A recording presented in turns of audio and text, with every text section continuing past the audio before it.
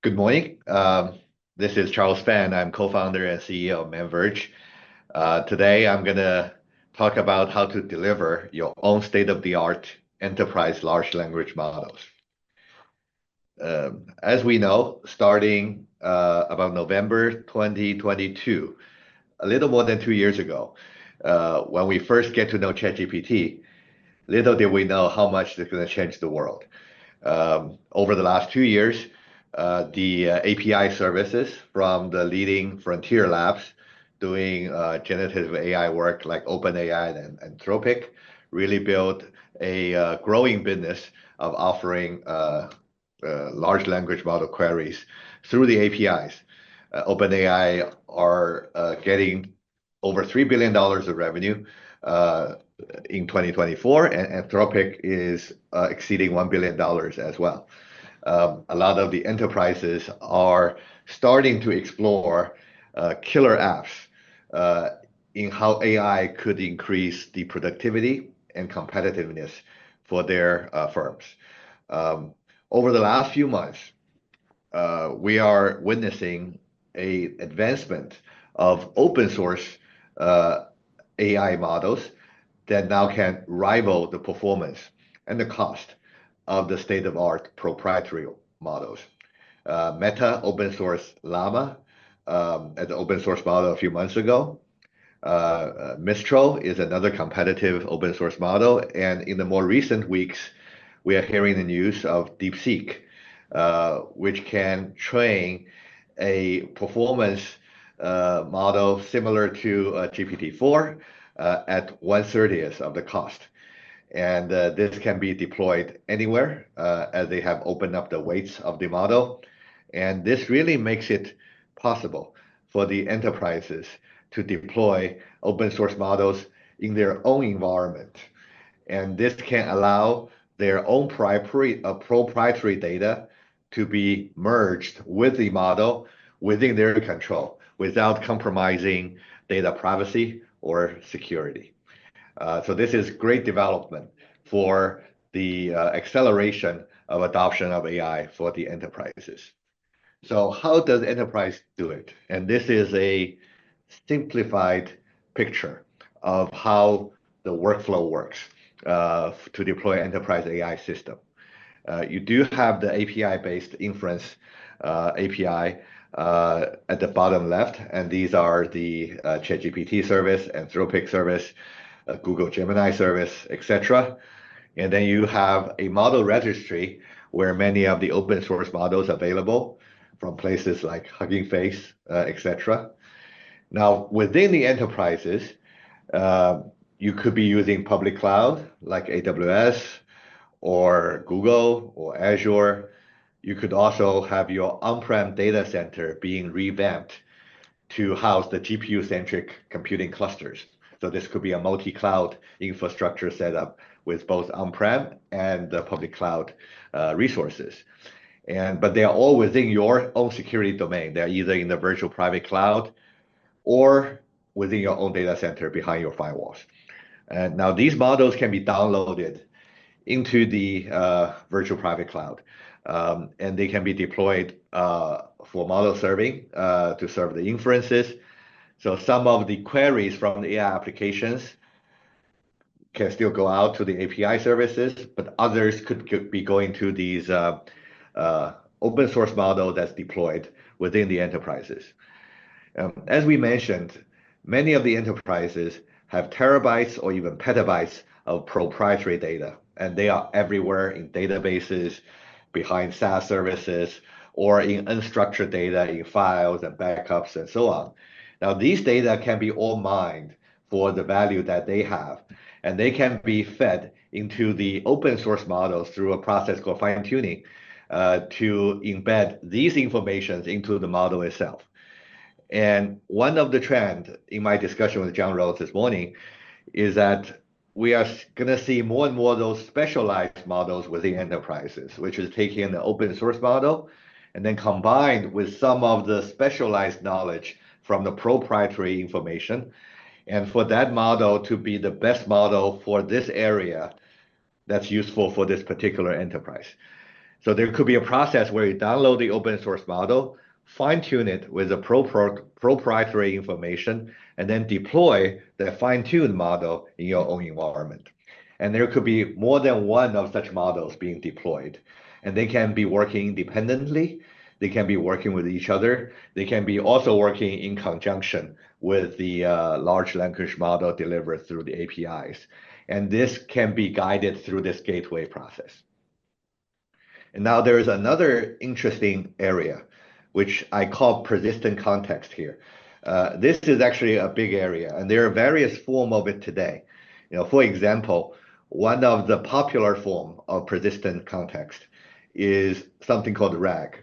It's a retrieval augmented generation, and the idea is you can take the proprietary data and vectorize them and keep them in some kind of a databases, often a vector database, and they can be queried by the application as they are sending out the query to the large language model, and they can generate the context that's needed in order for this query to go with the pertinent information from the proprietary pool before it can be processed by language models.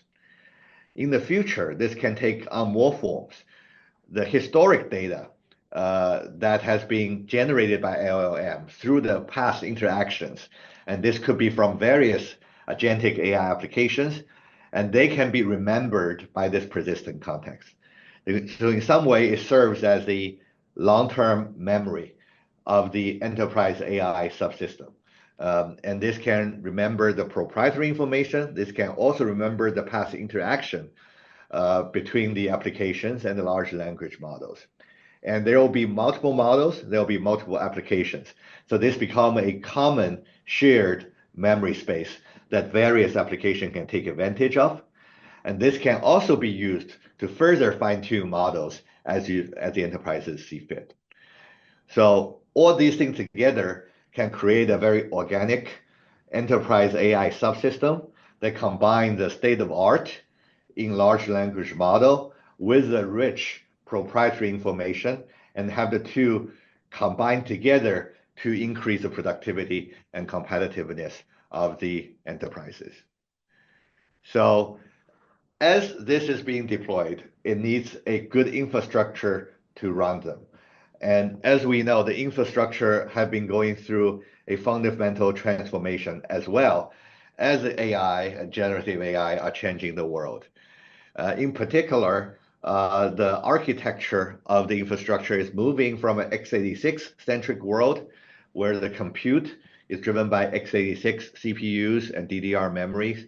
The connectivity is through the TCP/IP networking, typically on Ethernet, and data is stored on network-attached storage systems that are attached to this TCP/IP networking.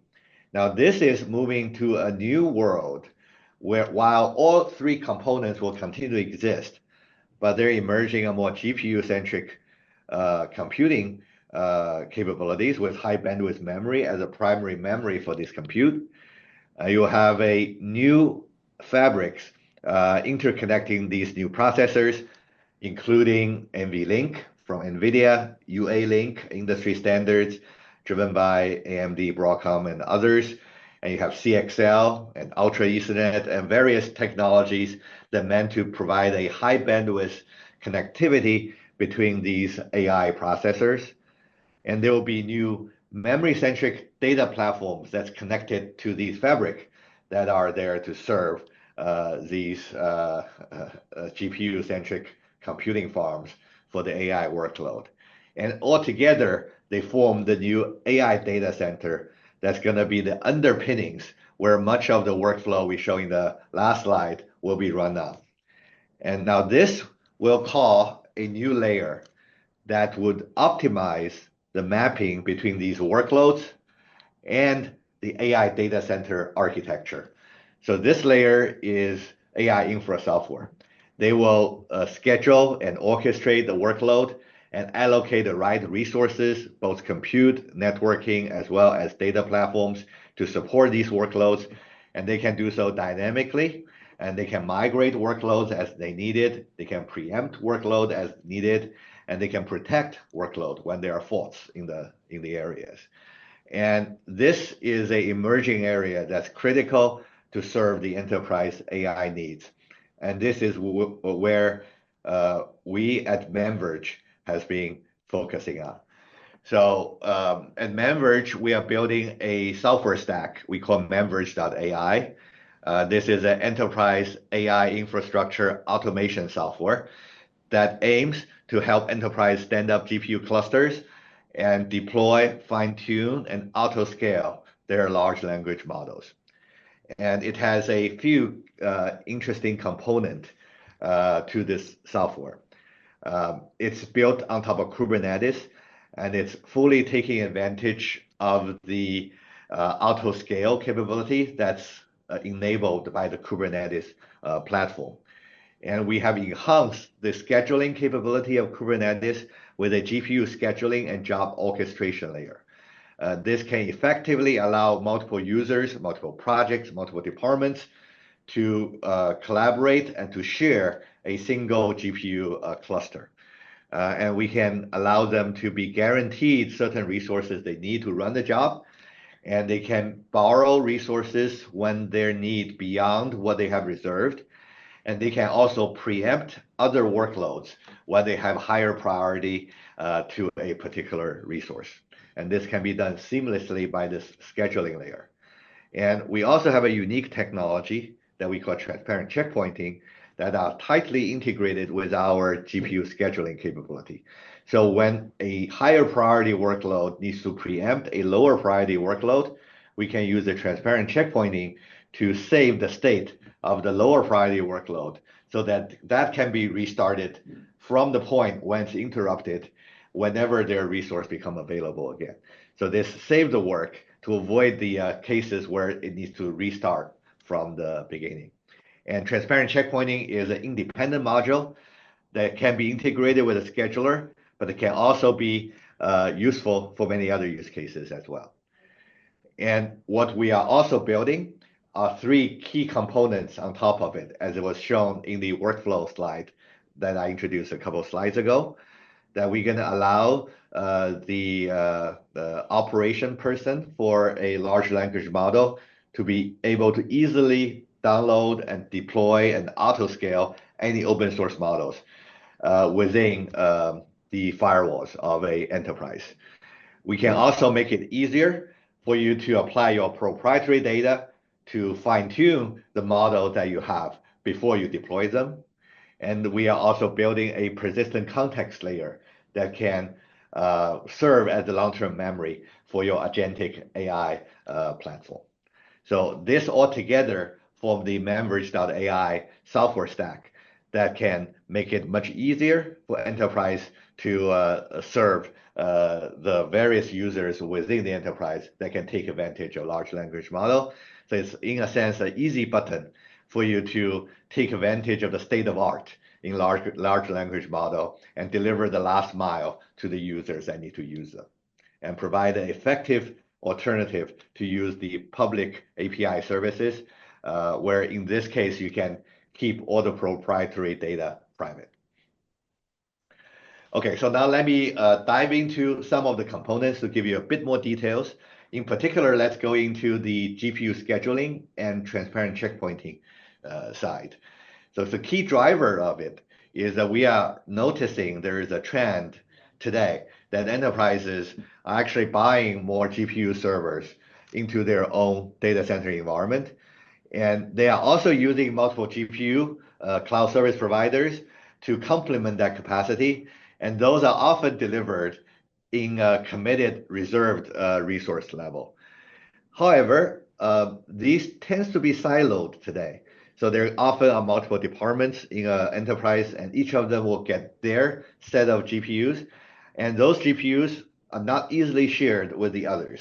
So when they are using them, great. If they are not using them, these are sitting idle. And if they are using more than what the GPU they have, it's difficult for them to get more GPUs. So all this resulting in low GPU utilization, as shown in this weights and bias surveys, where about a third of those surveyed are seeing a utilization less than 15%. And if you added the between 15 and 30%, about half of those being surveyed are seeing the utilization under 30%. And that's a lot of valuable resources, wasted and not being used. So what we have built is a GPU-as-a-Service software that can essentially pool all the GPUs together between all the departments within the enterprise. And each of the department can claim reservations on these GPUs, and they are guaranteed the resources that they reserved. Now, at the same time, they can borrow from the resources that are either unallocated or allocated but are not being used at the time. So they have their reserved resources. They can also go to borrow additional resources. Now, if they need to use their reserved resource, but someone else borrow their resource, they can preempt them, meaning they can stop those workload and start running their own workload. And that's where our checkpointing came in, and we can protect the preempted workload, so those workload can be resumed as soon as the resource can be found again. And this software also provides ample telemetry and observability features that allow you to see the exact usage of the resources and the performance of the workload on those resources. We support various workspaces that can be integrated into the various IDEs, such as Jupyter Notebooks or VS Code, so that these jobs can be launched directly from those IDEs. And we can be running on-prem as well as the cloud service providers' resources. And all this is fully integrated together and work seamlessly to maximize the utilization of GPUs while have minimal impact to the user experience from different departments. And we can handle the billing across the departments. And this is like establish an internal spot market where the resources are available when they are not being used, and now they can be taken back if the people who have higher priority needs them to be used. So this can help the enterprise IT enable a private GPU as a service for the enterprises. So here, let me give an example that you have three projects: Project A, Project B, Project C, colored blue, green, and orange. And each of them have a reservation of 4 GPUs. Now, when the Project B needs to use more than the 4 GPUs it reserved, it sees Project A is not using all the GPUs it reserved. So it would preempt, it would actually borrow or burst into those 2 blue GPUs and running the green workload. Now, if Project A now needs to use those GPUs, it would take a snapshot of the green workload, and you'll find other free resources. In this case, there are 2 orange GPUs that's available, so those workloads will be moved through the checkpointing process to this orange GPUs. This will free up the GPUs to allow Project A to use its blue GPUs. So by combining the scheduling and transparent checkpointing, we can maximize the utilization while minimize negative impact to any of the workload that's running on the system. So this software is available for test drive. We are announcing a Pioneer program. You can sign up here by scan the code, and we'd love for you to give it a spin to see if it serves your needs and to be the first step to help you stand up your GPU cluster and run your big large language models in your environment. Yeah. So more information can be found on our website, www.memverge.com, and we look forward to working with you and to help you deliver the state-of-the-art large language models. Thank you.